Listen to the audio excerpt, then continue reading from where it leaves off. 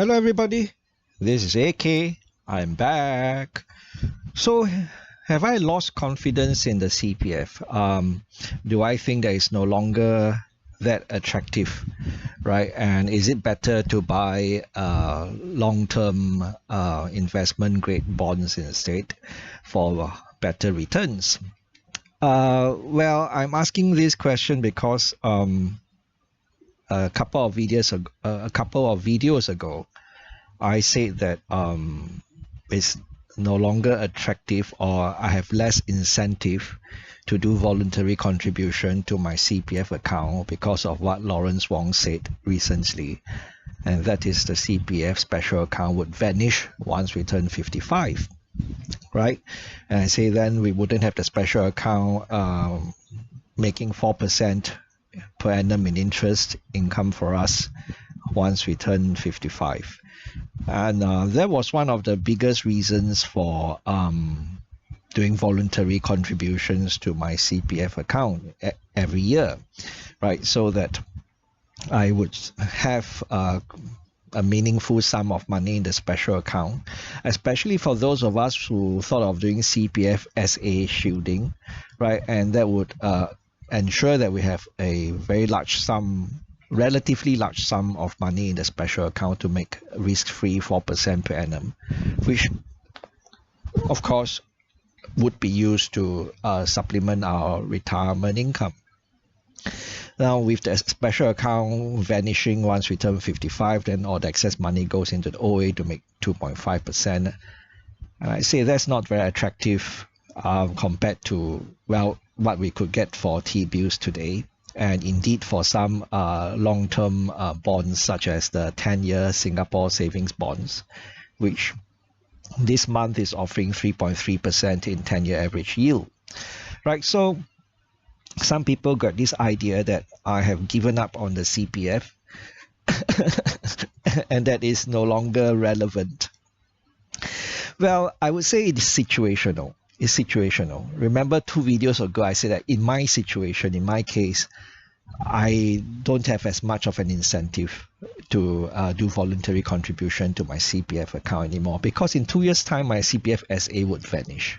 Okay, so I will only get 2.5% once my full retirement sum is fulfilled in the RA. The rest of the money goes into the OA, and that's 2.5% per annum, right? So it's situational. For my case, it just doesn't seem that attractive for me.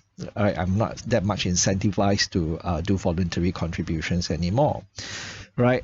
But think of someone who's in his 20s, right? He has just started working, right? And his SA would still be there for a long time, right? For, let's say he starts work at 25, he will have his special account for 30 years, right? So, and I've shared this, my own story before, how I did OA to SA transfer in the first 4 years of my working life. So I pushed more money into my special account so that it would make a higher interest.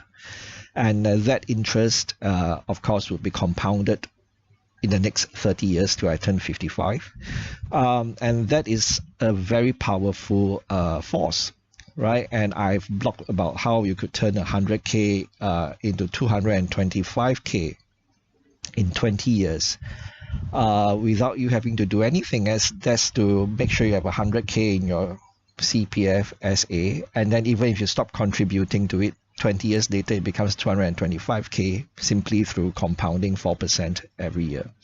So for a young person, it still makes sense, right, to try and push as much money into a CPF SA as possible, which means you can still do voluntary contribution, right, on top of mandatory contribution if your mandatory contribution does not hit the CPF annual limit.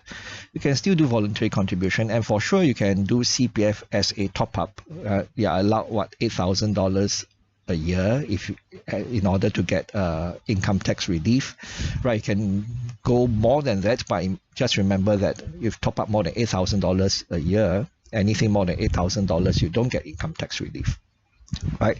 So I still think that the CPF is a relevant and a very good tool to help us plan for retirement funding adequacy, and it is something like a basic safety net for us, right? So that in our golden years, we would have a very basic level of retirement funding locked in, okay?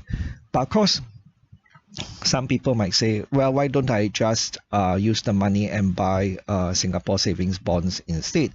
Well, yeah, true. Especially when Singapore savings bonds offer higher than 3% per annum in 10 years average yield. I've said this before, I blogged about this before.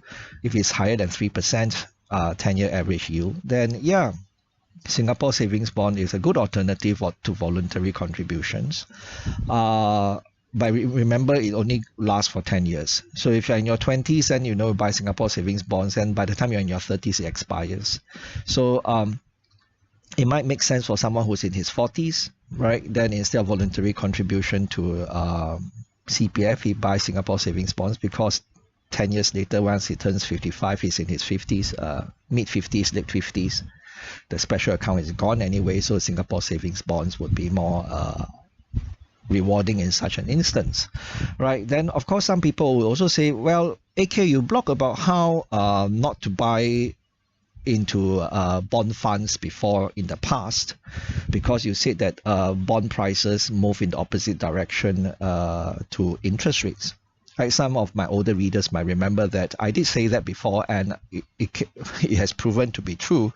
Right, those people who bought bond funds in those years, when I said to avoid bond funds, because when interest rates go up, you're going to see your bond funds prices go down, and you would suffer capital loss. Right, and it has come to fruition. Right, bond ETFs, bond funds prices plunged when interest rates went up. And so these people say, then should I buy bond funds now? Because if I buy bond funds now, the interest rates going to get cut, right? It's a matter of time. Some people say by end of the year, some people say next year the Fed will start cutting interest rate, then bond fund prices will go up. So you have a win-win situation where you enjoy the yield, you lock in the higher yield now, and you also get capital gains when bond fund prices or bond ETF prices go up once the interest rates get cut. Well, that is certainly a valid argument, right? But I would say that if you're thinking of buying bond funds instead of making contribution to the CPF, you have to remember that the CPF is risk-free, volatility-free. Bond funds are not risk-free, volatility-free. The closest you can get is probably to invest in a bond ETF or a bond fund that holds a basket of investment-grade bonds, right? Because there are many types of bond funds. You have bond funds which invest in junk bonds, high yield, which are junk bonds, and those might give you like 7% annual yield, 8% annual yield, but they are not investment-grade in nature. Right, so there's risk involved. Then if we are very selective and careful, we will buy bond funds which hold only investment grade bonds, and in that case I think there are a couple of ETFs in Singapore which offer that kind of thing. But if you look at their yield, it's like 3%, slightly more than 3%, slightly under 3%. It's not fantastic. The yield is not fantastic, right? And then in that case, you might as well just do voluntary contribution to your CPF, because you get 3% anyway. The only thing you're missing out would be the possibility of capital appreciation, right? And I've blogged about how unless you are very rich, the CPF is all we need. But of course, if you have money flowing out of your nose and your ears, then the CPF cannot absorb all your money, then yeah, you might want to look at bond funds. Definitely this environment is more attractive to buy long-term bonds than, let's say, 5-6 years ago, a lot before interest rates started rising, right, about 2 years ago, right? So just be very careful, okay? If AK can do it, so can you. Bye-bye.